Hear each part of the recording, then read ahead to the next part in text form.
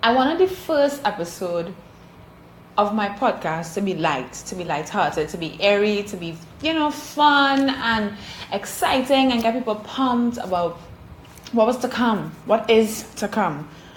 But the lead up to today, the lead up to me recording this is just, I'm too upset to go to a studio and invite guests and have features and have a light-hearted conversation when there are things within my country that irk me to my core, things that are upsetting to me. So light-hearted episodes will come later down the line. Light-hearted episodes will come when I'm not as pissed off as I am, and I want to apologize in advance. I am going to cuss. I am going to be real. I am going to be raw. Not just in this episode, but every single episode henceforth. I am very passionate about what I'm going to talk about today. And I think that every topic that I would like to address on this podcast, I would like to think that I'm passionate about it, and that's why I want to discuss it and bring it to the fore, and let's have a conversation about it.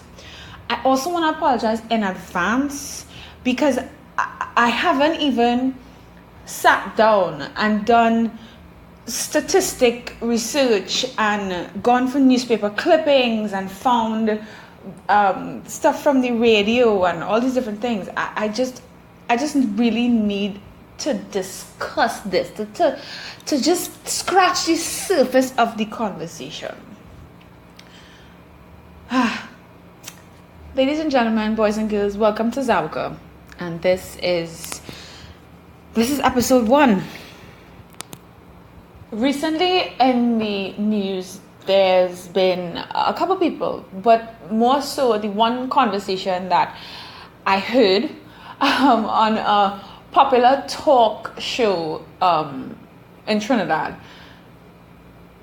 A lady who is in charge of the Children's Act, or the Children's Authority, was talking on the radio, and she said something along the lines of, I wish I could quote her verbatim, but I got so upset that I didn't even write it down. She said, we need to, as parents, we need to dress our girl children appropriately so they are not seen as prey by men. So her argument was, because she talked at length about the way that children are dressed, and she spoke specifically about the way that they are dressed around carnival time, when perhaps they would be going to let's say, for example, Children's Spectacular or Nikkiland or different events around carnival, like Kiddies Carnival and all these different things. Also talking about the lewd behavior that may be seen, that may be portrayed in the streets by children. And she was talking about the attire of young women and girls. And in my head, like I had to double take, because I was like, wait, hold on just a second. You are someone who is at the top or part of the decision-making ethos in an organization like the Children's Authority, and your advice is we need to dress girls appropriately. So when we dress appropriately, we'll not be harassed by men, or we'll not be attacked by men, and we'll not be abused and assaulted verbally, physically, sexually, emotionally, financially by men if we dress properly, and of course dress our children properly.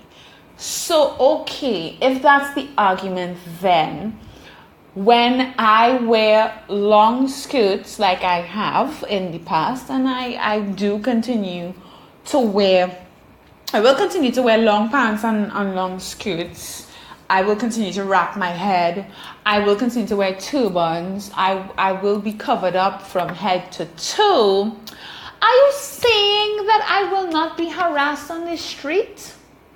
Because I feel like it don't matter what you wear, you still get harassed by men on the street. And I don't think that children who are in specific spaces, for example, religious spaces, I don't think that it's because they are dressed a certain way, they will get attacked by someone in a position of power. I don't think that. I think if I take my niece or my nephew to church or to any place of worship and they are abused by someone in that church, be it a fellow parishioner or a deacon or a priest, or a pastor,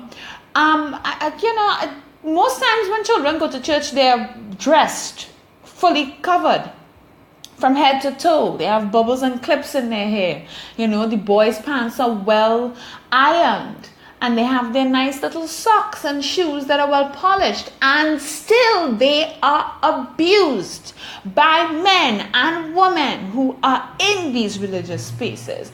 Can we also talk about other religious spaces where in Trinidad we still have a law that, and correct me if I'm wrong, that allows child marriage within certain spaces? Please tell me that is because of the way that our children are dressed. Please tell me that that's what that is. Tell me that little babies who cannot defend themselves, who are 18 months old, who are 3 years old, who are not supposed to be in anything but a diaper and a vest, get abused by people who are supposed to be their caregivers, people who are supposed to be taking care of them. So please tell me, please inform me, enlighten me, because I feel like I have to be real ignorant because I don't know what's going on.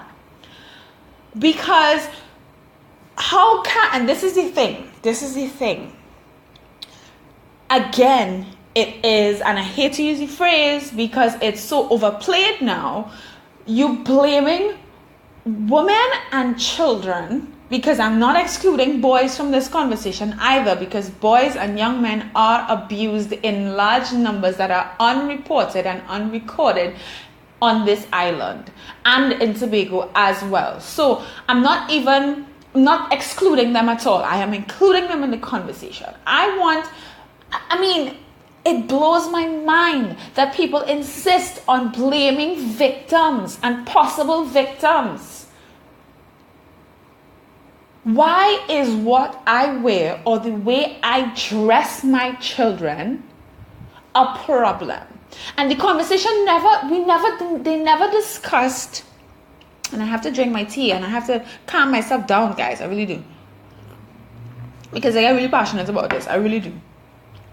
The conversation never got to let's discuss policy about anything dealing with the Children's Act and the Children's Authority and the role that they play within the school system, the education system, the health system, the social services system. Nothing. Didn't discuss policy.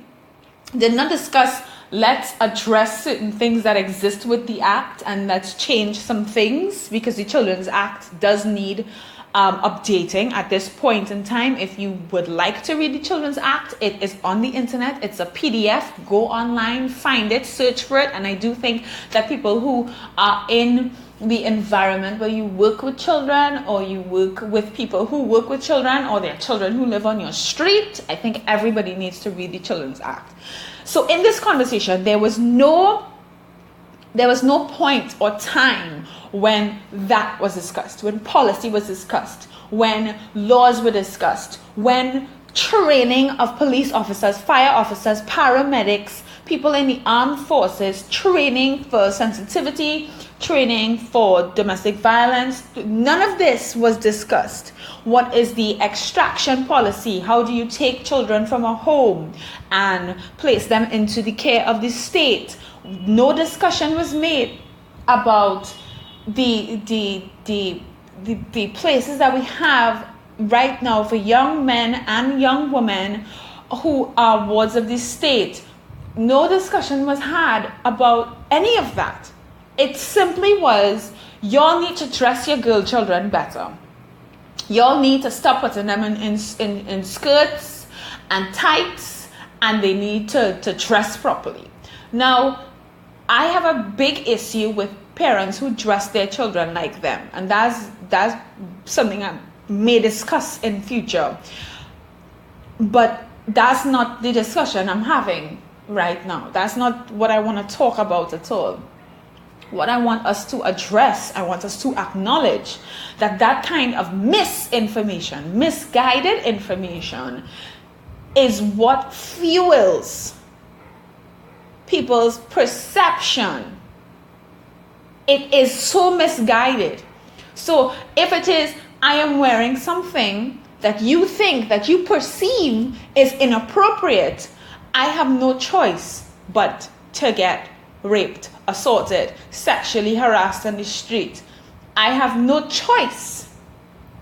It's going to happen because that's how you dress, right? That's what that conversation was to me as a woman who, if I counted every single man who sexually harassed me on the street today, it would pass 50. And I'm talking about men from every age group. I'm talking about from teenagers go straight up the road, and this is every single day, no matter what I wear, no matter where I walk, no matter where I go, 50 and up. Minimum 40 something, and as if I leave the house real late in the day.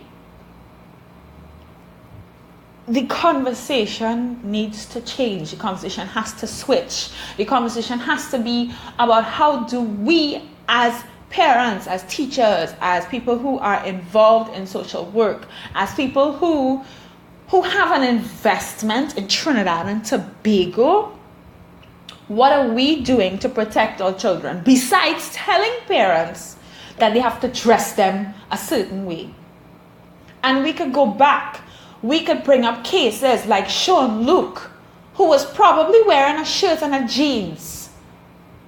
We could talk about the little baby, the Anamatuno baby. We could talk about so many cases. We could talk about the little girl who they found in Maloney in the barrel, whose stepfather was taking advantage of her. We could talk about all of that. We need to stop addressing this epidemic from a very fake perspective, face value kind of thing.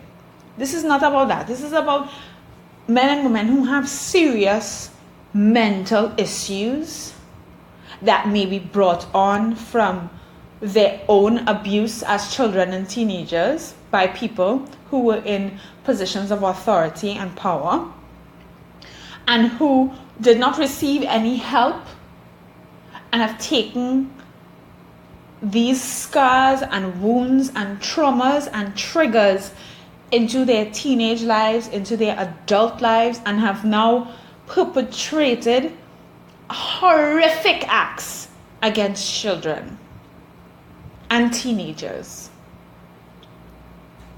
It's not about what we wear. It's not about how we wear the things we wear. It's not about the way we walk.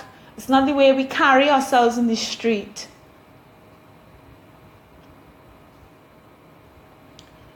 It's an epidemic that stems from hurt and pain and things that are unaddressed on individual levels.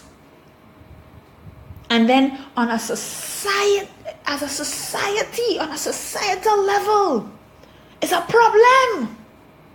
It's an issue that we're not dealing with, that we're not addressing in any real way. But we need to also address all the things that contribute to the way that our society is. We have to, we must, because it will continue. It is a vicious cycle that will keep going if we don't do something about it, if we don't seriously address it, if we don't call out men and women who refuse to call their friends to account, who refused to say, that's not cool what you did there. That is a child. And suiting her while she's in her school uniform is inappropriate. That is a child. And you should not be having certain conversations with her at all. I want us to address every level of the epidemic, really. Every level. I want us to talk about why we don't have more allies in political spaces, because we don't. We really don't. And if we do have allies in political spaces, they're not very vocal. And we need vocal allies. We need a few more Verna St. Rose Graves to shake up some things. We do. We need people who will unapologetically defend every single child in this country. Every single child. And we need to change the mentality of telling women, don't dress like that so you don't get raped. And I want to throw in something here. Even in marriages, even in committed, loving relationships, there have been incidences of rape.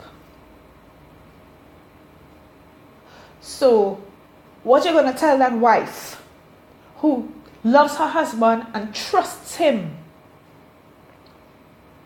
and one night or one afternoon, he forces himself on her after she has said no. What are you going to tell her? She shouldn't be wearing a duster coat and curlers? What are you going to say? Choose your husband wisely?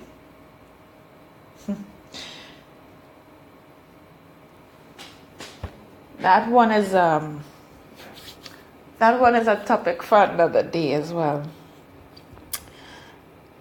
I wanted Zaboca to be light in my first episode. I did. But instead, I am emotional and passionate.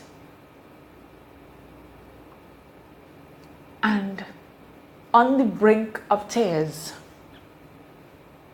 I wanted to start off with candy canes and cotton candy and unicorns and shit. But on this little island, where everything is everything, and we laissez-faire, and we don't care, sometimes people need the first episode to wake them up. Ladies and gentlemen, Zaboca. Thank you for listening.